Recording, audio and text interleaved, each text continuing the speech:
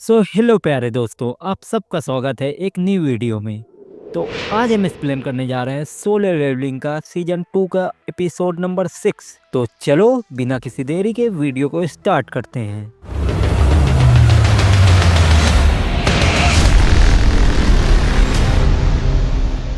तो जैसा कि हमने पिछले एपिसोड में देखा था, जिन्होंने अनडेड आर्मी और उसके लीडर को खत्म कर दिया होता है। अब आगे हम देखते हैं कि जिन्हू जैसे ही अनडेड लीडर को मार देता है तो उसके ऊपर रिवार्ड की बरसात होने लगती है और जिन्हू एक जगह बैठा होता है और सोच रहा होता है कि इस अनडेड लीडर के पास बहुत ही पावरफुल मैजिक था। उसके साथ साथ वो 100 से भी ज्यादा मॉन्स्टर को समन कर सकता था और उनको कंट्रोल भी कर लेता था। काश मैं इसे अपना शैडो सोल्जर बना पाता। किसी वजह से जिन्हों इस फ्लोर में एक भी शैडो को स्ट्रक नहीं कर पाता है। जिन्हों सोच रहा होता है कि शायद कोई वजह होगी जिसकी वजह से मैं डीमन की शैडोज को स्ट्रक कर नहीं पा रहा हूँ। चलो कम से कम बॉस मॉन्स्टर को हराने के बाद मुझे ये नेकलेस तो मिला। जिन्हों उस नेकलेस को देख रहा होता है जो कि एक एस टाइप का होता है, जिसकी मदद से वो अपने एजिलिटी और इंटेलिजेंस को 20% बढ़ा सकता था। ये नेकलेस तभी काम करता है जब डीमन मोनार्च की इयरिंग या रिंग को पहना हुआ हो और इसके कुछ इफेक्ट लॉक्ड होते हैं। तभी जिन्हों उस नेकलेस को पहन लेता है और हम देखते हैं कि जिन्हों का नेकलेस और इयरिंग एक्टिवेट हो जाती है। हालांकि जिन्हों देखता है कि उसके पास अभी एक स्लॉट खाली है, जैसा कि जिन्हों को ऐसे सारे आइटम्स बॉस लेवल में मिलते हैं। तो जिन्हों सोचता है कि अगला आइटम भी मुझे एक बॉस लेवल में मिलेगा तो मुझे ये सेट कंप्लीट करना पड़ेगा। लेकिन अभी मैं बहुत थक चुका हूँ तो मैं और आगे नहीं बढ़ सकता। और हम देखते हैं कि जिन्होंने 10,000 में से 10,000 एक डीमन सोल्स को कलेक्ट कर लिया होता है। जिन्हों कहता है ये क्विज तो ऑलरेडी ही खत्म हो चुका है। तभी सिस्टम की तरफ से एक नोटिफिकेशन आता है कि आपने नॉर्मल क्वेस्ट को पूरा कर दिया है तो आपके रिवार्ड्स आ गए हैं। जिन्हों देखता है कि उसके ऊपर रिवार्ड्स की बरसात होने लगती है। जिन्हों पहले रिवार्ड को एक्सेप्ट करता है। जिन्हों को सिस्टम की तरफ से एक नोटिफिकेशन आता है कि कोई भी आइटम को चूज करें। जिन्हों थोड़ा सोच में पड़ जाता है। जिन्हों सोच रहा होता है कि क्या मुझे कोई महंगा हथियार चुनना चाहिए जो कि मुझे आगे आने वाली बैटल्स में भी काम आएगा। लेकिन मुझे डंजन्स के अंदर काफी सारे कीमती रिवार्ड्स मिलते हैं और तो और ये शॉप हमेशा अपग्रेड होती रहती है। जिन्हों को समझ नहीं आ रहा होता है कि वो क्या खरीदे। जिन्हों काफी सोचने के बाद आइटम शॉप से एक कर्स रैंडम बॉक्स को चूज करता है। जिन्हों के हाथ में वो बॉक्स आ जाता है। जैसा कि जिन्हों ने पिछली बार अपने डेली क्वेस्ट को 2 बार कर दिया था तो उसे ब्लिस्ड रैंडम बॉक्स मिला था। हालांकि आइटम में 2 तरह के लूट बॉक्स हैं। एक है ब्लिस्ड रैंडम बॉक्स, दूसरा कर्स रैंडम बॉक्स। जैसा कि जिन्हों को पहली बार ऐसा बॉक्स मिला था तो उसमें जिन्हों को डीमन कासल की मिलती है और इसके बाद जिन्हों उस आइटम बॉक्स को खोल देता है और जिन्हों देखता है कि फिर से उसे एक की मिल चुकी है। जिन्हों देखता है कि इस की का कोई नामो निशान नहीं होता है, ये बेनाम होती है। जिन्हों इस की को देखकर थोड़ा सा हैरान हो जाता है और उस चाबी को जिन्हों अपनी इन्वेंट्री में रख देता है और कहता है तुम किसी न किसी दिन तो काम ही आओगी। और जिन्हों अपना सेकंड रिवार्ड को एक्सेप्ट करता है जिससे जिन्हों के 20+ स्टेट्स बढ़ जाते हैं। और हम देखते हैं कि जिन्हों के इंटेलिजेंस अब 149 हो चुकी है। जिन्हों देखता है कि उसके पास अब आखिरी रिवार्ड बचा है जो कि एक हिडन रिवार्ड है। जिन्हों अपने तीसरे रिवार्ड को एक्सेप्ट करता है। जिन्हों कहता है मैं कर्स रैंडम बॉक्स के बाद इस तीसरे रिवार्ड से कुछ ज्यादा उम्मीदें नहीं रखता। जिन्हों देखता है कि तीसरा रिवार्ड एक ब्लूप्रिंट होता है जो कि होता है हॉली वाटर ऑफ लाइफ का। जिन्हों कहता है हॉली वाटर ऑफ लाइफ ये क्या है। और तभी सीन शिफ्ट होता है। हम देखते हैं कि यूएसए के हंटर ब्यूरो में अभी आग लगी पड़ी है। चारों तरफ तबाही का मंजर होता है और कुछ लोगों से पता चलता है कि यहाँ पर 2 एस रैंक के हंटर्स के बीच बैटल हुई है जिसकी वजह से यहाँ का ये हाल हुआ है। हंटर ब्यूरो का डिप्टी डायरेक्टर कह रहे होते हैं हंटर वांग डोंगसू किधर है। और हम देखते हैं कि वांग डोंगसू एक तरफ टूटा फूटा पड़ा होता है।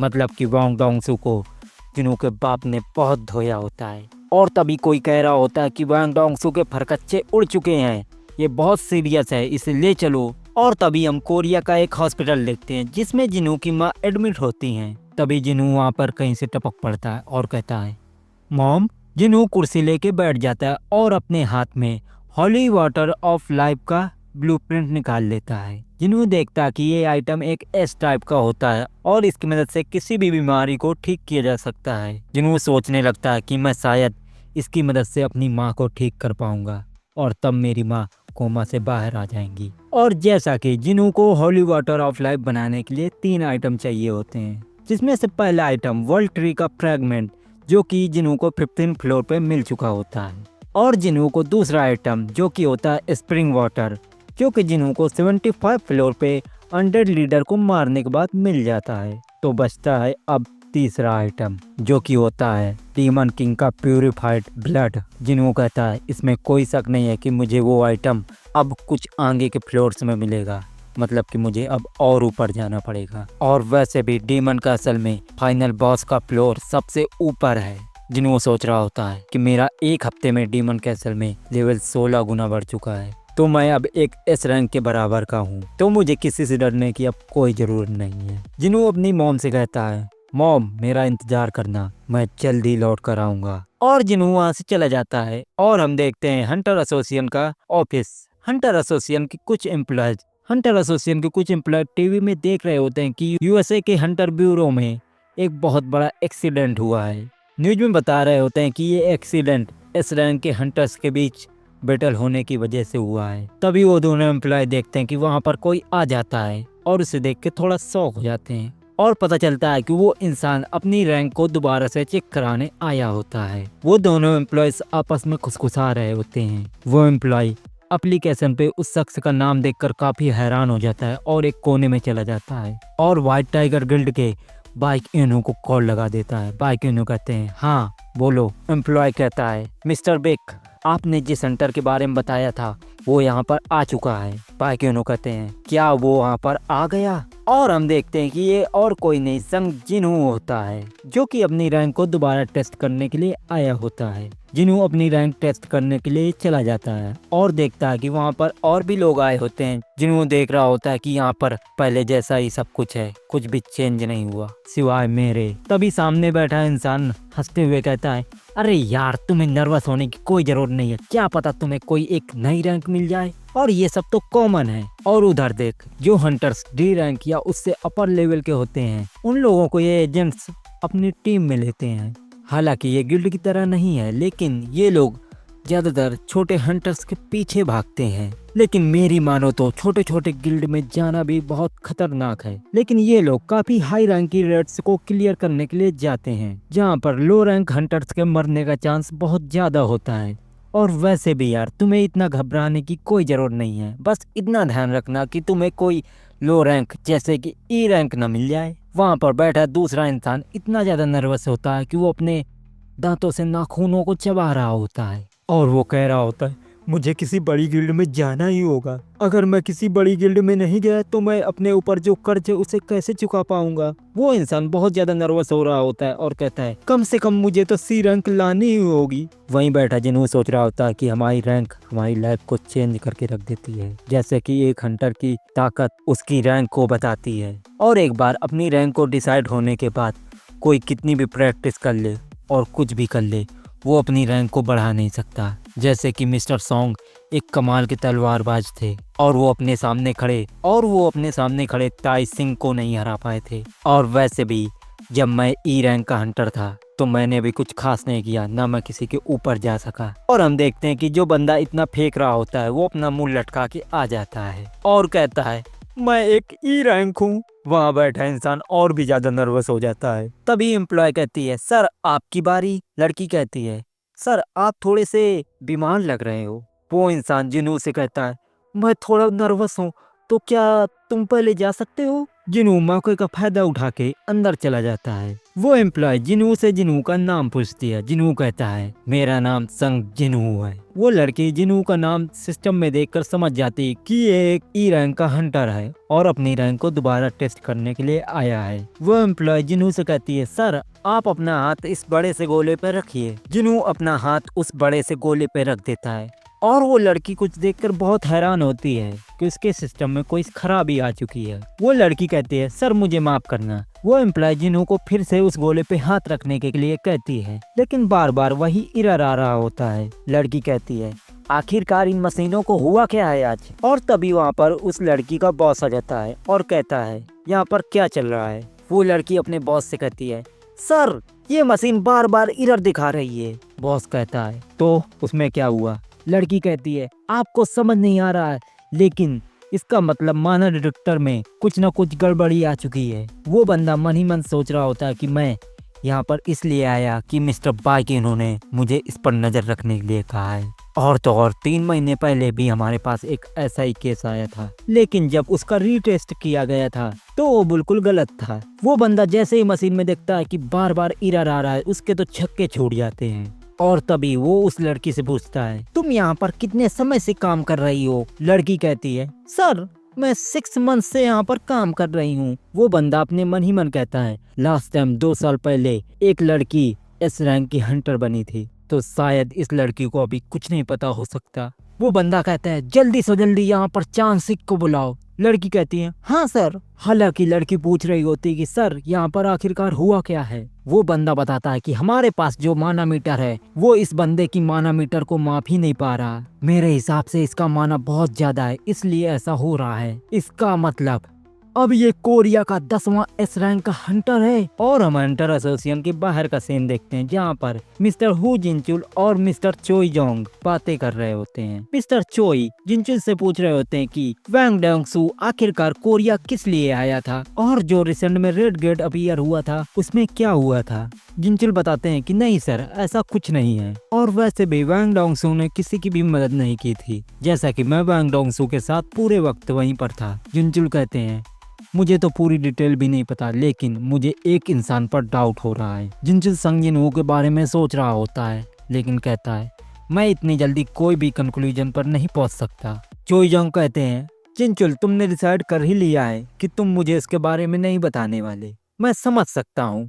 लेकिन जापान में रिसेंट में हुए एक्सीडेंट के बारे में मैं थोड़ा सा। जिनचुल कहते हैं हमें सिर्फ अभी एक ही एंट की लाश मिली है, अगर ऐसा बार बार होता रहा तो हम वहाँ पर एक हंटर की पूरी टीम भेजेंगे। चोई जोंग कहते हैं क्यों नहीं, हंटर गिल्ड भी आपके साथ कोऑपरेट करने के लिए रेडी है। तभी मिस्टर चोई को कुछ सेंस होता है कि आज बिल्डिंग में कुछ ज्यादा ही शोर नहीं हो रहा। जिनचुल कहता है कैसी हलचल, मुझे तो कुछ सुनाई नहीं दिया। मिस्टर चोई कहते हैं मैं इन सब के बारे में थोड़ा सा सेंसिटिव हूँ। जिनचुल कहता है ठीक है सर आप रुकिए, मैं वहाँ पर देख कर आता हूँ आखिरकार चल क्या रहा है। मिस्टर चोई कहते हैं जिनचुल तुम रुक जाओ, मैं अपनी आंखों से ये सब देखना चाहता हूँ।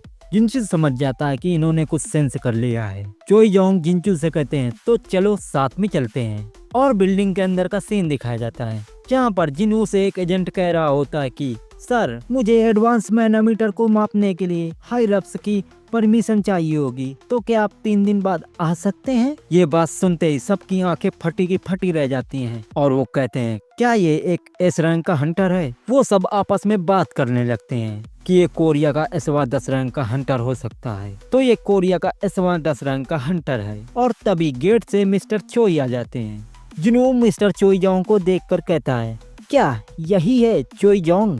मैंने जितना सुन रखा है ये इंसान एक फायर मैजिक एक्सपर्ट है, और तो और ये इंसान एक पूरी बिल्डिंग को अपने एक ही स्पेल से खत्म कर सकता है। और ऐसा कौन सा हंटर होगा जो द अल्टीमेट सोल्जर चोई जोंग को नहीं जानता होगा। जिनचुल वहाँ के लोगों की बातें सुनता है कि जिनवू अब एक एस रैंक का हंटर है। वो ये सब सुनकर बहुत ज्यादा शौक हो जाते हैं। मिस्टर चोई सोच रहे होते हैं कि मुझे ये भी देखने की जरूरत नहीं है कि ये इस रैंक का है या नहीं है, क्योंकि इसका माना इतना ज्यादा है कि ये एक इस रैंक से ज्यादा हो सकता है। और मिस्टर चोई जिनवू को अपना इंट्रोडक्शन देते हैं कि मैं हूँ चोई जोंग और मैं हंटर गिल्ड का लीडर हूँ, और क्या आपके पास थोड़ा सा टाइम होगा तो हम लोग बात कर सकते हैं? जिनवू कहता है एक्सक्यूज मी। जिनवू मिस्टर चोई को इग्नोर करता है और कहता है आई एम सॉरी, लेकिन मैं आपका ऑफर डिक्लाइन करता हूँ। मिस्टर चोई का तो पोपट बन गया। सभी लोग संग जिनवू को देख रहे होते हैं कि उसने मिस्टर चोई का ऑफर ठुकरा दिया। जिनवू अपने मन ही मन सोच रहा होता है कि 3 दिन में मेरा रीटेस्ट होगा, तो बचे 3 दिन में मैं कुछ भी कर सकता हूँ। जिनवू के जाने के बाद मिस्टर चोई जिनचुल से कहते हैं जिनचुल तुम्हें क्या लगता है, क्या मैंने उसके सामने कुछ गलत कह दिया था? और वो मन ही मन सोचते हैं कि लगता है मैं अपने आप को अच्छी तरह से इंट्रोड्यूस नहीं कर पाया। चोई जोंग मन में सोच रहे होते हैं कि वो बिना किसी शोर शराबे के यहाँ से चला गया। मुझे जो लगता है वो काफी एक्सीलेंट असासियन टाइप का हंटर हो सकता है। अगर मैं उसे अपनी गिल्ड में रिक्रूट कर पाया तो हमारे पास 3 एस रैंक के हंटर हो सकते हैं। 3 एस रैंक के हंटर होने की वजह से हम दुनिया में सबसे स्ट्रॉन्गेस्ट माने जाएंगे। जिनवू के जाने के बाद ही बाइकिनु वहाँ पर दौड़ते हुए आते हैं और एक ड्रिफ्ट मारते हैं। आ गए पूरा काम होने के बाद। मिस्टर बिग मिस्टर चोई को देखकर थोड़ा सा शौक होते हैं। आखिरकार मिस्टर चोई यहाँ पर क्या कर रहे हैं। मिस्टर चोई के मन में भी यही सवाल होता है कि आखिरकार मिस्टर बिग यहाँ पर क्या करने के लिए आए हैं। और वो मन में कह रहे होते हैं कि व्हाइट टाइगर गिल्ड यहाँ से बहुत दूर है। और जिस तरह से यहाँ पर ये और मिस्टर बिग को देखकर ही लग रहा है कि वो वहाँ से दौड़कर बहुत जल्दबाजी में यहाँ पर आ गए हैं। लगता है मिस्टर बिग को उसके बारे में सब कुछ पहले से ही पता था। तो क्या मैं इसका मतलब समझूं कि रेड गेट इंसिडेंट में जो मिस्टीरियस हंटर था वो संग जिनहू था। और मैंने जब उसे पहली नज़र में ही देखा तो मैं समझ गया कि उसे अब बेड़ियों में बांध के नहीं रखा जा सकता। बाई गेनो कहते हैं लगता है मैं कुछ ज़्यादा ही लेट हो गया। और वहाँ से एक चिल्लाते हुए इंसान आता है कि मुझे सी रैंक मिली है, वाह। और वो रो रहा होता है। बाई गेनो बाहर देखते हुए सोच रहे होते हैं क्या उसके आने का मकसद यहाँ पर कंप्लीट हुआ या नहीं। और तभी हॉस्पिटल में सीन शिफ्ट होता है। हम जिनू की माँ को देखते हैं। जैसा कि जिनू फिर से डेमन कैसल में जाने वाला होता है, इसलिए वह अपनी मॉम से मिलने के लिए आया होता है। जिनू की मॉम को एक खास तरह की बीमारी होती है जिसका नाम होता है इंटरनल स्लम्बर। जिसे भी ये बीमारी होती है वो हमेशा सोता रहता है, जैसे कि कोमा में होता है। जिनू अपनी माँ को बाय बोलकर जाने लगता है और सोच रहा होता है मुझे और भी ज्यादा स्ट्रॉन्ग बनना होगा। जिनू देखता है कि जिनचुल खड़े होते हैं। जिनचुल कहते हैं संग जिनू क्या आपने ही डबल डंजन के दौरान सारे बीस्ट को अकेले खत्म किया था? मैं सोचता था मेरी आंखें इन सब मामलों में बहुत अच्छी हैं, लेकिन आज आपने मुझे गलत साबित कर दिया। Thank you. जिनू कहता है मिस्टर जिनचुल आपको नहीं लगता कि हम दोबारा मिल रहे हैं? और तो और आपको नहीं लगता कि हम दोनों एक दूसरे से कुछ ज्यादा नहीं मिलते? जिनचुल कहते हैं हंटर्स के ऊपर निगरानी करना भी हमारा एक काम है और मैं अपनी जॉब को सिर्फ पूरा करने में लगा हूँ, लेकिन जब बात एस रैंक के हंटर्स की आती है तो उनके खिलाफ हम कुछ भी नहीं कर पाते। वैसे मिस्टर संग जिनहू मैं आपको किसी से मिलवाना चाहता हूँ तो प्लीज मेरे साथ आइए। और आपको मैं मिलाने जाता हूँ हंटर एसोसिएशन के चेयरमैन मिस्टर गो से। जिनचुल जिनहू से कहता है सर आपका वो वेट कर रहे हैं। जिनू और जिनचुल साथ में चल देते हैं। जिनू जैसे ही अंदर पहुंचता है वो समझ जाता है कि ये इंसान कोई नॉर्मल इंसान नहीं है। मिस्टर गो अपना इंट्रोडक्शन देते हैं और कहते हैं संग जिनहू आपसे मिलकर बहुत खुशी हुई, तो चलिए हम लोग बैठ के बात करते हैं। जिनू वहाँ पर बैठ जाता है, लेकिन जिनू को समझ आ जाता है कि मिस्टर गो कोई नॉर्मल हंटर नहीं है। जिनू को सेंस हो रहा होता है कि मिस्टर गो का ऑरा बहुत ज्यादा है। जिनू सोच रहा होता है कि इन्हें देखकर कोई नहीं कह सकता कि ये 80 साल के और एक रिटायर रेसलर हैं। मेरे हिसाब से एस रैंक के हो सकते हैं। मिस्टर गो जिनू को एस रैंक का हंटर होने की बधाई देते हैं। जिनू बताता है कि सर मेरा अभी तक टेस्ट कंप्लीट नहीं हुआ। चेयरमैन कहते हैं अगर मैं तुम्हें सच्चाई बताऊं तो टेस्ट कोई भी मैटर नहीं करता। अगर कोई ऐसी मशीन होती जो कि तुम्हारे मैना को माप पाती तो तुम्हारा रैंक SS होता या ट्रिपल S रैंक होती। मतलब कि कोई ऐसी मशीन है ही नहीं है जो कि